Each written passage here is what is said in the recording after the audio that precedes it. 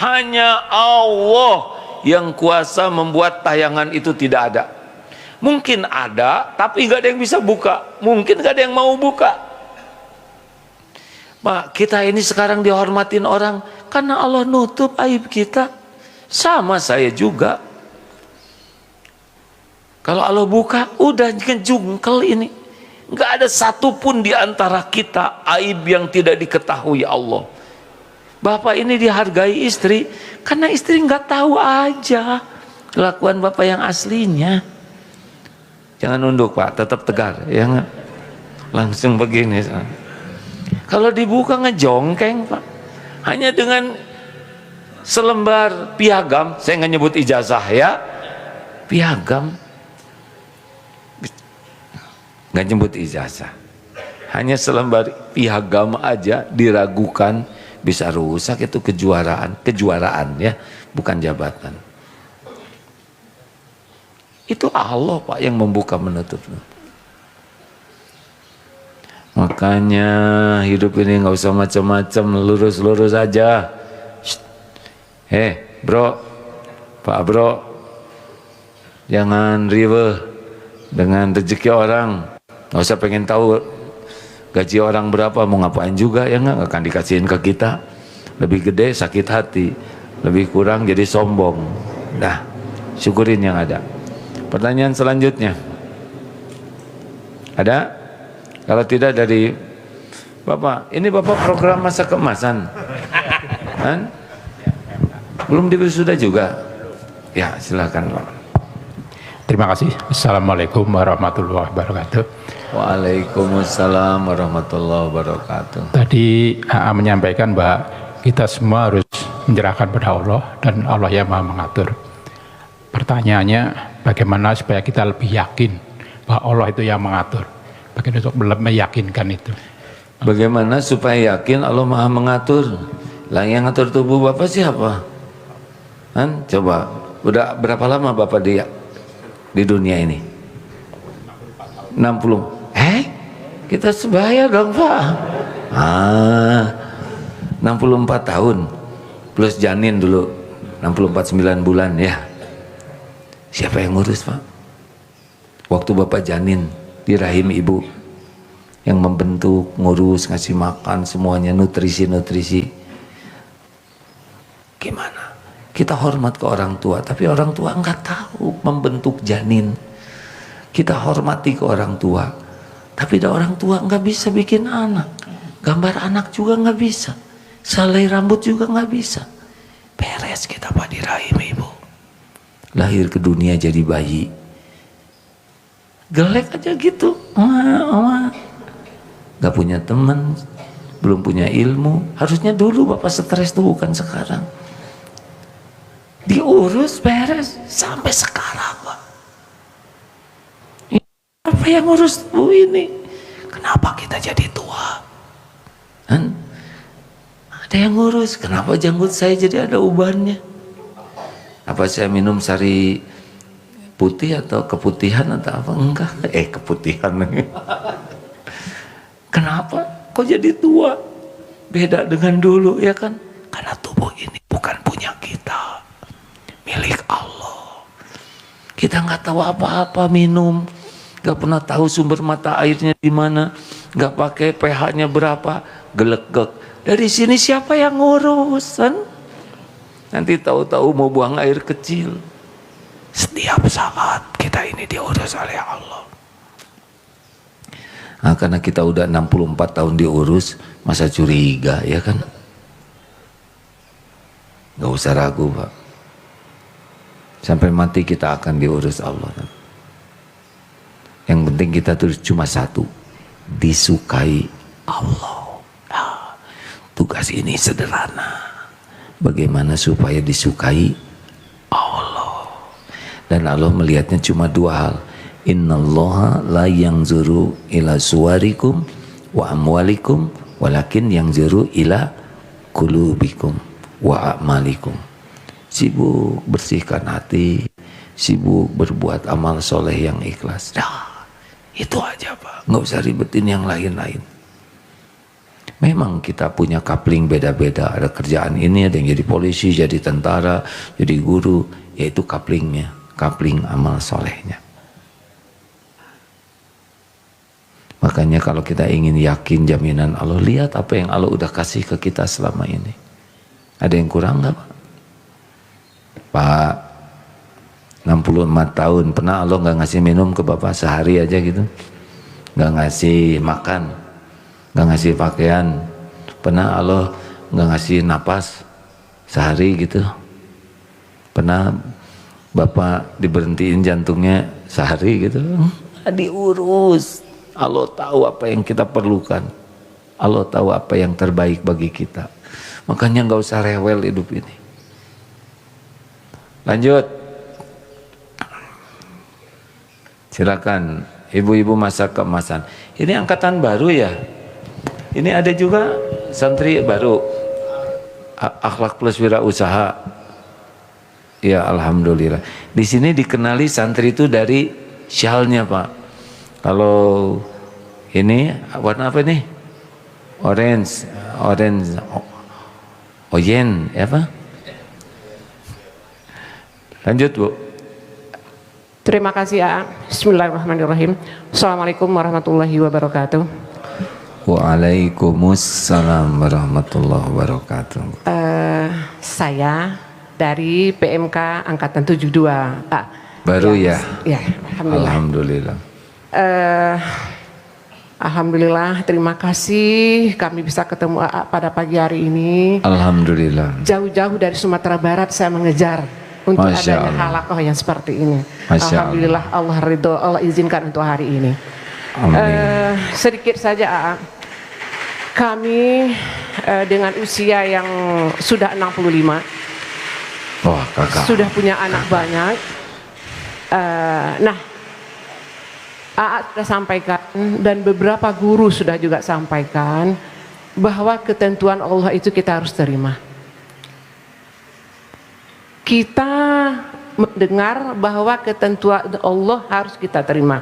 Baik, tapi mendudukkan ketentuan Allah harus kita terima ini yang susah. Contoh, saya punya anak sudah berkeluarga, sudah punya anak dia. Kita ingin Kami mungkin, kita bukan itu, kita, ibu aja ya. Kalau kita, saya jadi bapaknya ya nggak? Nggak apa-apa Bu, nggak apa-apa. kita menginginkan Nah, ya udah, nggak itu apa-apa. istiqomah dalam beragama. Ternyata sampai hari ini Belum mereka seperti yang belum diharapkan. istiqomah. Baik. Nah, kemarin sudah kami olah juga, gimana kira-kira Ustadz? Ya ridho aja Bu. Nah, Baik. barangkali pertanyaan saya itu, Ya, saya bisa bagaimana paham. menata hati untuk bisa menerima sementara anak sudah kita ajak. Baik. Tapi belum Allah berikan hidayah kepada dia. Terima Baik. kasih. Assalamualaikum warahmatullahi wabarakatuh. Waalaikumsalam warahmatullahi wabarakatuh. Satu, ini urusan dengan anak ya. Satu, anak itu adalah ciptaan Allah, milik Allah, dalam genggaman Allah, amanah Allah, ujian dari Allah. Itu anak, karunia Allah. Banyak orang yang ingin punya anak tapi belum. Ciptaan Allah, milik Allah, dikuasai Allah, amanah Allah, ujian dari Allah selain karunia Allah. Apakah kita bisa menyolehkan anak? Jawab. Bisakah kita menyolehkan anak? Gak bisa. Ku anfusakum wa ahlikum naro. Jaga dirimu dulu, baru keluargamu. Jadi kalau anak belum soleh, apa yang harus kita lakukan? Tobat. Kita biasanya sibuk melihat kekurangan anak, itu boleh kita lihat, normal kita lihat. Sedih normal, kecewa normal, jengkel juga normal. Tapi bawa kemana ini perasaan ini? Bawa ke taubat. Ya Allah, ampuni saya. Ini adalah buah dari dosa-dosa saya selama ini. Saya belum jadi orang tua yang baik. Saya belum jadi contoh yang benar. Saya belum bisa mendidik dengan sungguh-sungguh. Belum mendoakan dengan tulus. Ini orang tua, harus selalu begitu. Anak tidak boleh, kalau kita sebagai anak, misalkan kita ada masalah, ini gara-gara orang tua saya. Tidak. Itu gara-gara dirinya sendiri. Jadi tidak boleh kita menimpakan musibah kita ke orang lain. Dalilnya apa? Asy-Syura ayat 30. Wa ma asobakum min musibatin fabima kasabat aydikum wa ya'fu an katsir. Musibah apapun yang menimpamu adalah disebabkan tanganmu sendiri, perbuatanmu sendiri. Jadi kita harus tobat, Bu. Terus saja tobat. Pastilah kita punya salah ke anak, ya enggak? Tapi jangan sekali-kali kita sebagai anak menyalahkan orang tua. Apapun keadaan orang tua kita, itu sudah takdir yang kita jalani. Saya jadi begini karena orang tua? Enggak, kita jadi begini karena perbuatan. Kalau ini buruk berarti dari mulai balik kita sudah melakukan keburukan. Jadi jangan nyalahin orang tua.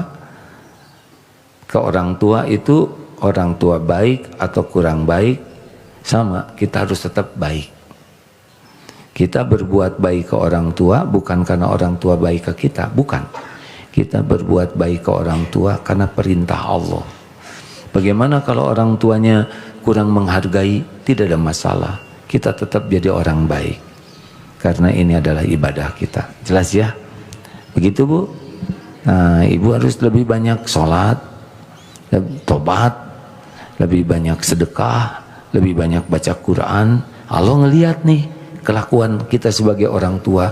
Nah, kan Allah ngelihat kita setiap saat. Allah tahu kita sujud terus, banyak sholat, banyak mendoakan. Allah tahu kita lagi sujud, lagi doa. Allah tahu kita sibuk baca Quran. Allah tahu kita sibuk minta ampun. Allah dengar kita sibuk berdoa. Allah tahu juga kita sibuk sedekah. Semuanya disaksikan. Apa sulitnya bagi Allah membulak-balik hati anak? Gitu, Bu. Jadi wajar sedih, wajar kecewa, tapi dibawa kemana nih? Dibawa marah-marah ke anak, kira-kira menyelesaikan masalah tidak? Tidak. Bawa tobat. Ke anaknya bagaimana? Bicara baik-baik. Bicara baik-baik. Jangan dengan kekerasan, kekasaran. Karena itu tidak diperlukan. Begitu, Bu. Terakhir, ada 2 lagi pertanyaan, silakan. Harus yang dekat-dekat, jauh susah. Ya deh, di belakang 1, sini 1. Ya, sampai giliran, maaf. Assalamualaikum warahmatullahi wabarakatuh. Waalaikumsalam warahmatullahi wabarakatuh. Izin bertanya, kita kan dalam menjalani hidup ini kita tidak tahu apa yang akan terjadi ke depannya. Ya. Ya. Mau itu cobaan atau diberi karir, tetap kita harus syukuri. Sebagaimana la in syakartum la azidannakum wa la in kafartum inna asyabila syadid. Tapi pertanyaannya, apabila misalkan saya kan termasuk sosok suami yang sangat mencintai keluarga, mencintai istri, orang tua dan diam, anak. gak usah banyak komentar. Setiap komentar jadi musibah. Kalau diam aja ya. Pertama belum punya istri, ya kan. Terus, bagaimana apabila misalkan istri saya ditakdirkan untuk sakit atau orang tua, apakah ada doa yang bisa saya amalkan setiap hari agar istri selalu diberi kesehatan, orang tua selalu diberi kesehatan, anak juga diberi kesehatan? Ya dong, minta sehat. Ya, apakah ada doa khususnya? Ada doa, ya Allah sehatkan istri saya. Oh, iya, betul. Allahumma afina fi badana. Nah, di sana kami, ya. Minta. Semua kejadian itu dikuasai Allah. Dengar ya, Al-Baqarah 186. Wa idza sa'alaka ibadi anni fa inni qarib. Apabila hamba-hambaku bertanya kepadamu wahai Muhammad tentang aku, katakan aku adalah dekat. Allah adalah dekat. Ujibu da'watad da'i idza da'an. Aku mengabulkan doa orang-orang yang berdoa apabila berdoa padaku. Falyastajibu li falyu'minu bi la'allahum yarshudun. Maka hendak patuh saja, patuhi apa yang Allah suruh, yakin kepada Allah agar senantiasa dalam kebaikan. Doa, doa.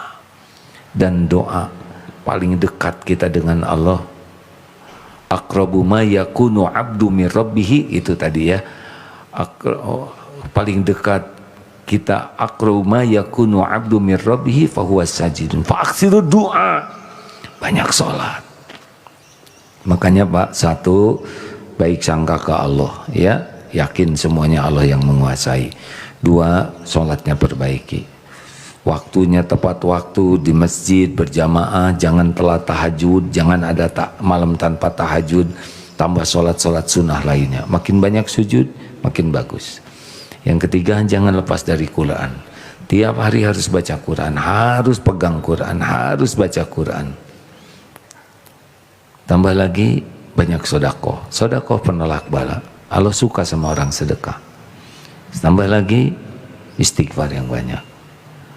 Nah, minimal itu. Ya, sudah dipegang mikrofonnya belum?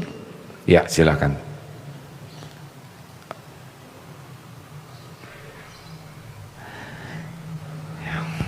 Terima kasih. Bismillahirrahmanirrahim. Assalamualaikum warahmatullahi wabarakatuh. Waalaikumsalam warahmatullahi wabarakatuh. Ya. Saya Anggi dari BSI cabang Banjarmasin. Masya Allah. Jadi beberapa bulan ini agak galau Pak. Saya sudah menikah hampir 10 tahun dan LDR hampir 7 tahun karena jarak jauh. Oh. Ya, karena suami kerja di Bankers juga dan rotasi keliling Kalimantan. Jadi ada masanya kita kan namanya berkeluarga pengen selalu deket ya Ayah. Bukan saya bilang, kita ya, itu ya, Ayah ya. Saya dan suami ya. Jadi selalu nge-spill yang kerja di satu kota aja gitu, tapi suami masih galau, apalagi kita kan pasti ada namanya cicilan. Nah itu nggak memungkiri. Jadi di saat saya yakin udah deh kerja aja satu kota, tapi suami nggak yakin, tapi ada masanya ternyata beberapa bulan ini suami dimutasi lagi lebih jauh, dan di saat suami yakin ternyata saya lagi yang galau. Sanggup nggak nih? Padahal kan sudah dijanjikan untuk rezeki ya Ayah, tapi namanya berkeluarga ini kita selalu ada pikiran, nih bisa nggak ya, nih sanggup nggak ya, apalagi kan suami lebih dominan untuk bayar cicilan. Pertanyaan saya, bagaimana saya dan suami lebih meyakinkan, insya Allah dengan suami resign, saya dan suami lebih dipermudahkan untuk segera bisa melunasi cicilan yang ada, karena sudah beberapa bulan ini berusaha untuk jual rumah tapi masih belum laku gitu dan bismillah saya minta mungkin ada amalan atau apa ya terlepas dari saya atau mungkin teman-teman yang mungkin bisa untuk mempermudah, mempercepat bisa dapat rezeki lebih untuk segera melunasi, dan saya dan suami juga bisa kumpul lagi satu kota. Itu aja terima kasih.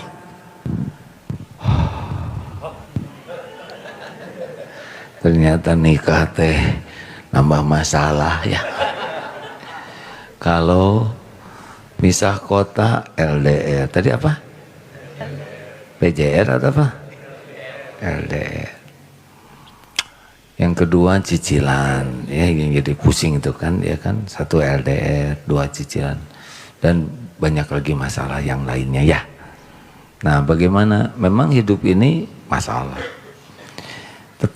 Tentang cicilan ya, sebetulnya tidak wajib kita punya rumah itu ya.